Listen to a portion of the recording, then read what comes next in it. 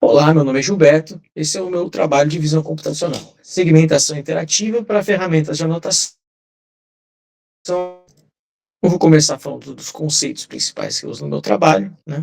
Primeiro é o de citologia, que aqui é entendido como a técnica de se colhe células do paciente de uma maneira pouco invasiva, né? Se prepara lâminas com corante, onde essas células estão para marca de um patologista analisa essa célula no microscópio em busca de doenças, né? Ah, com a surgida do surgimento, né? Esse scanner de lâminas de citologia, as lâminas físicas podem ser digitalizadas, viram lâminas. Hoje elas podem ser analisadas em software para visualizar e tal, e os patologistas podem anotar regiões de interesse durante o trabalho, durante a busca de doenças, através desse tipo de software.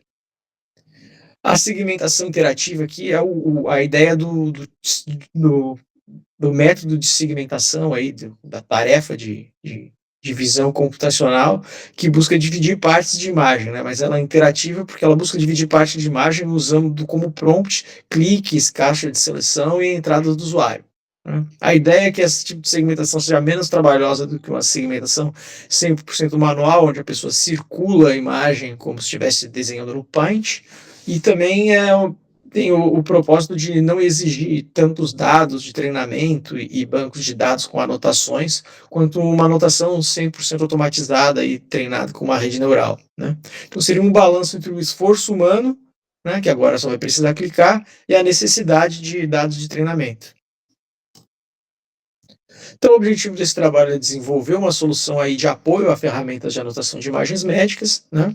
A ideia é que se use uma solução que seja de visão computacional e outra de redes neurais, e as soluções têm que segmentar regiões aí de amostra de Fogen a partir do clique do usuário, né? Como se o usuário clicasse numa lâmina dessa de Fogen e selecionasse a área de interesse automaticamente. O dataset que está sendo utilizado é um dataset de 1951 imagens de lâminas virtuais de amostras aí de citologia com coloração de Forgin, que é essa coloração roxa, e essas imagens estão anotadas e classificadas. Embora a gente não vá usar classificação, a gente só está interessado na região. A imagem aqui ilustra, né, essa região grandona com uma única anotação, né? Aqui vários pontinhos, cada um tem sua própria região anotada, e a ideia é que se possa conseguir esse tipo de anotação clicando numa imagem dessas. Então, as soluções implementadas, né? A primeira é o Purple Threshold, depois eu vou te explicar por que eu tive essa ideia, né? Uma coisa que inventei, né? Que ela segmenta separando os pixels roxos da imagem. Aí eu criei uma métrica ali do quanto que o vermelho tem que ser menor do que o azul e em que proporção o vermelho tem que ser maior do que o verde, para a gente considerar a imagem roxa como o roxo aí da coloração dessas lâminas digitais, né? Métrica aí que eu peguei, que testei empiricamente, né? Depois que eu pego esses pixels roxos, eu uso o opening para separar áreas que estão grudadas, e aí pego só a área só os pixels roxos clicados, né, que estão ali ao redor da área clicada pelo usuário. Isso aqui tem demonstrado melhor, né? Ah, o opening é feito da seguinte maneira: primeiro a gente faz uma erosão, né, para separar as áreas, depois calcula as componentes conexas para garantir aí que cada item separado tem a sua identidade, e aí só depois faz a dilatação, aí faz uma dilatação já com itens separados, né? O, esses três pequenininhos aqui mostram bem isso acontecendo, né? Porque aqui eles são uma coisa só, são grudados, depois eles são erodidos, quando calcula as componentes conexas são identificados como três coisas diferentes, e quando dilatados eles voltam para o tamanho normal, e só que identificados como três coisas diferentes, né? Curioso que aqui embaixo teve duas coisas bem maiores, né, duas regiões bem maiores, mas ele não conseguiu desgrudar, né? Então funciona bem em alguns casos, em outros não. E ele tem o defeito de apagar regiões de roxo mais fraco, né? Aqui tem um roxinho mais fraco, então ele encontra alguns pixels como roxo e outros como não roxo, né? Então Aí, quando ele faz a erosão, ele acaba apagando esse cara e nunca mais encontra ele, né. Mas ele funciona bem, por exemplo, esse cara aqui que foi o que eu cliquei para fazer esse teste, foi segmentado direitinho.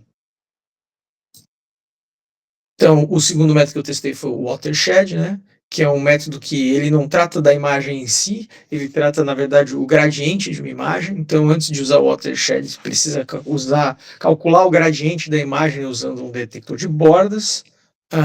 Os gradientes aí, pelo watershed, eles são considerados, os menorzinhos são considerados como vales e os maiores são considerados como montanhas. Fica que nem essa imagem aqui, ele interpreta como se fosse um, um um mapa, como se fosse um mapa de relevo, os gradientes. Então ele, através de sementes, né, ou dos markers aqui, ele vai inundando a região aí que ele inicializada por esses markers ao pouco, com uma área, né, que vai ser o segmento, e aí ele segmenta a imagem inteira, divide ela inteira em várias regiões, que são essas regiões inundadas aí pelo algoritmo do watershed, né, por águas que nunca se misturam e que aí cada água vira uma região da imagem, né. Como aqui o objetivo é segmentar uma única região, que é a região onde foi clicada, a semente, né, só vai ser uma só, no lugar do clique do usuário. Então vai ter um único marker no watershed que eu implementei. Aqui tem um pouco os resultados, né? O detector de bordas que funcionou melhor e que é o mais simples em tudo é o Sobel, né? Funcionou bem. Ele divide bem aí os objetos grudados quando eles são de cor diferente, mas divide mal quando causou, na verdade, o efeito contrário na hora de dividir objetos. O efeito contrário do que aconteceu lá com o Purple Thresholds, né? Os pequenininhos, como eles eram de cores parecidas, ele não conseguiu dividir, né? Clicou nesse, ele acabou trazendo os três. O buraco aqui, dá para ver bem aqui, o buraco no gradiente juntando os três, né?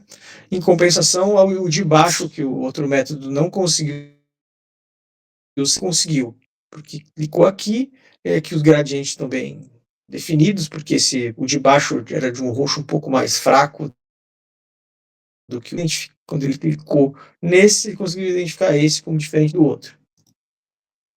Aqui também ele conseguiu, causou efeito, né? Porque ele consegue pegar os objetos segmentados aí com cor mais fraca, né? Seria só uma alta, mas ele consegue preencher ela com a água da região, que nem essa daqui, aquele quase invisível, né? Que sumiu na erosão do detectar, né? Então, se for contínuo o gradiente, funciona. Ou não, só não funciona quando o gradiente está furado, tipo esse aqui de baixo. Como o gradiente está furado, aí a água acaba vazando na hora que ele está preenchendo as regiões com watershed, e aí ele perde o objeto. Ele não consegue pegar esse objeto aqui por conta dessa falha no gradiente. Outra vantagem daquele método lá é que ele também só usa coisa simples. O watershed é rápido e o Sobel também é uma convolução bem simples. Ah, agora, esse método complexo, que é o Active Contour Model, né, que eu vou chamar de Snakes aqui. O Snakes ele tenta aproximar uma spline deformável do contorno de uma imagem. E a semente então, já que a gente está pensando em cliques, né, a semente para o nosso método vai ser um círculo que vai ser ao redor do clique do usuário, que aí o Snakes vai tentar aproximar esse círculo aí, deformar ele até ele tomar a forma do contorno do nosso objeto de interesse. Nisso a gente já vê um problema, né, que é que as regiões de interesse são de diferentes tamanhos. E então, se a gente vier com um círculo único, né, ele pode, se for muito pequeno, que nem nesse exemplo de cima, quando ele for deformar, ele pode acabar pegando uma sub-região interna, que ao invés de se deformar para fora e circular o objeto. Por outro lado, se o círculo for muito grande, ele pode, na hora de se deformar, ele pode acabar se enrolando em algum lixo que tenha na imagem, né? E ficar nele, em vez de ficar no nosso objeto de interesse, né? Então ele já tem esse problema de nascença, e outro problema é que ele é lento, o SkyImage não tem. Como é que é? Não tem uma versão CUDA também desse método aí, então não consegui executar ele de uma forma eficiente. Bom, aqui tem o exemplo da minha solução para essa questão do círculo, né? Que foi fazer múltiplas chamadas ao método Snakes, né? Primeiro com um raio bem pequenininho, né? E depois com um pouquinho maior, depois com outro um pouquinho maior, até que se pegue uma região interessante, né? Então o raio do círculo vai ficando incrementalmente cada vez maior, cada chamada, né? E vai chamando indefinidamente e só vai parar quando os pixels roxos dentro da área ficarem, a proporção de pixels roxos, na verdade, dentro da área ficar abaixo de um linear, né? Que quer dizer que ele já está pegando muita porcaria que já está na hora de parar. Aqui eu escolhi o limiar de 0,99995 e foi isso que aconteceu nesse exemplo. Primeiro, ele pega aqui uma região muito pequena, então ela é toda roxa. Depois ele pega outra região muito pequena, também é toda roxa. Depois ele pega uma região um pouquinho maior, que já não é toda roxa, mas ainda está acima do limiar. E aí, nesse último, ele acaba pegando uma região que é que no critério definido tem muito pouco pixel roxo, então ele descarta esse, fica com o último, e o último, a região encontrada pelo último, né, o contorno encontrado pelo último, fica sendo válido, né? E normalmente esse método não consegue pegar aí de forma muito precisa o contorno, né? Além de ser muito lento. Se já era lento executar uma vez o Snakes, imagina executar, aqui nesse caso foram 4 vezes, mas tem vezes que são 10, é muito lento e para conseguir esse resultado impreciso, não vale a pena. Por último, a única que não é de visão computacional clássica, né, a visão de redes neurais, a solução de redes neurais foi o que eu escolhi, foi o Segment Anything Model, né, o SEM2. Ele é um modelo que foi criado para segmentação interativa, né? A ideia dele é ser zero shot, ou seja, ele segmenta objetos para qual ele nunca viu, nunca foi treinado, né? Ele foi treinado sobre milhões de imagens anotadas, né? Justamente para poder desenvolver essa capacidade de generalização aí, para ser zero shot. E ele funciona da seguinte maneira: ele tem dois encoders, né?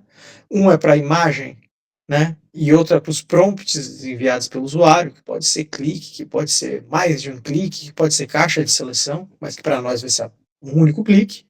E o decoder, né? Depois eu mando isso para um decoder, que vai gerar as máscaras segmentadas. O SEM2 aqui, como eu inicializei ele com os checkpoints mais simples deles, o mais tranquilo, o mais fraquinho, e mesmo assim ele rodou aí rapidamente, tranquilamente, e resolveu todos os problemas que os outros tinham dificuldade de resolver, né? Então, ele consegue separar tanto essa imagem grudada maior, quanto essas três aqui menores, ele consegue separar quando você clica nelas. Ele consegue pegar os que são bem fraquinhos aqui, né?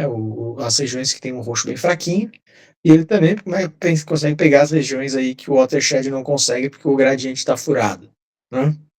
Então, eu não fiz, eu comecei a fazer o fine tuning, mas durante o treinamento eu vi que ele não estava sendo significativamente melhor do que, na verdade não estava ainda nem sendo melhor do que o sem fine tuning, então eu usei ele sem nenhum tipo de treinamento, usei zero shot mesmo e funcionou bem, né? Agora falando dos experimentos, né? A métrica que eu usei nos experimentos foi essa JIF, né? Que seria a média entre o Jacquard Index, né? Ou a intersecção sobre união, e o F-score do contorno, né?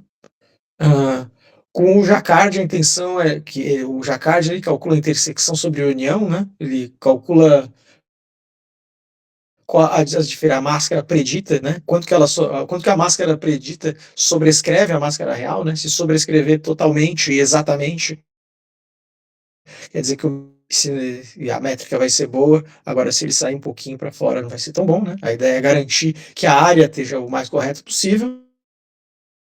Score do contorno, né? O F-score é a média harmônica entre a precisão e o recall, né? Que são aí bem comuns de ciência de dados. E aí, com o F-score do contorno, a ideia é garantir o contorno da área também, né? Não só o de dentro, como se o contorno está bem exato. E ele dá um peso igual tanto para a exatidão do contorno, para a região que a máscara predita está sobrescrevendo.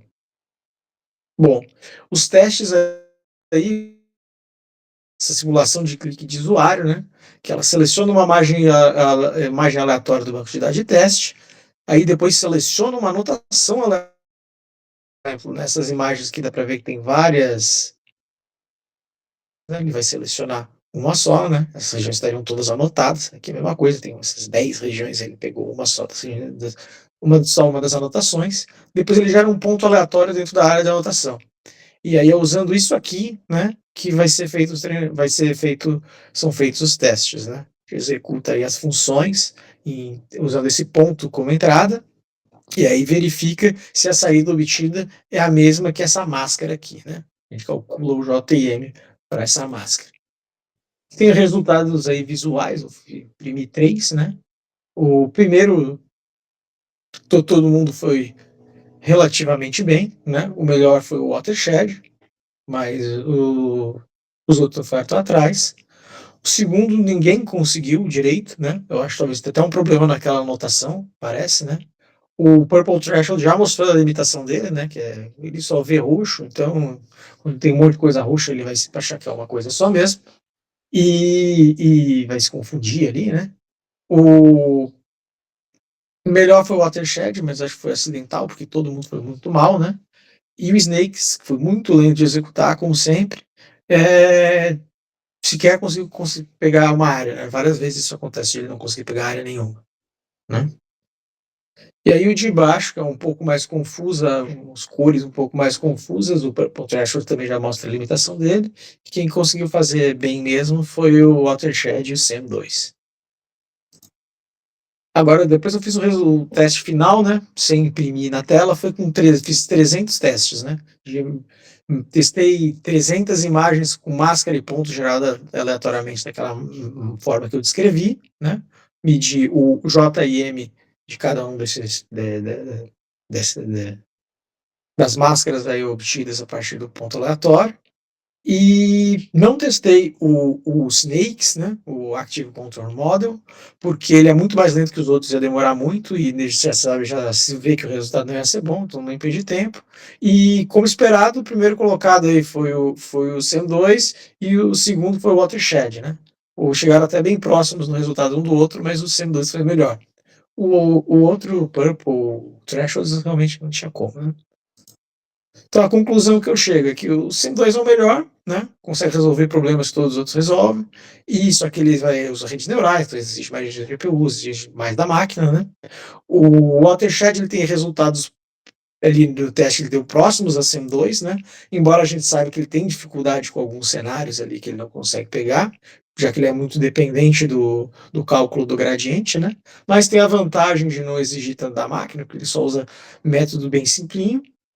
O Purple Treasure tem uma lógica muito simples, né? Então ele não consegue lidar com as variações desse cenário, né? Ele basicamente só vê roxo. E quanto ao Snakes, né, o tempo de execução dele e essa questão do limite de tamanho da região, né, inviabiliza o uso dele para esse tipo de aplicação, já que ele precisa começar com um contorno que seja muito que rodeia a área de uma forma muito precisa para ele não encontrar porcaria. Então é isso, muito obrigado. E esse vídeo está disponível no meu canal do YouTube. É isso. Até mais.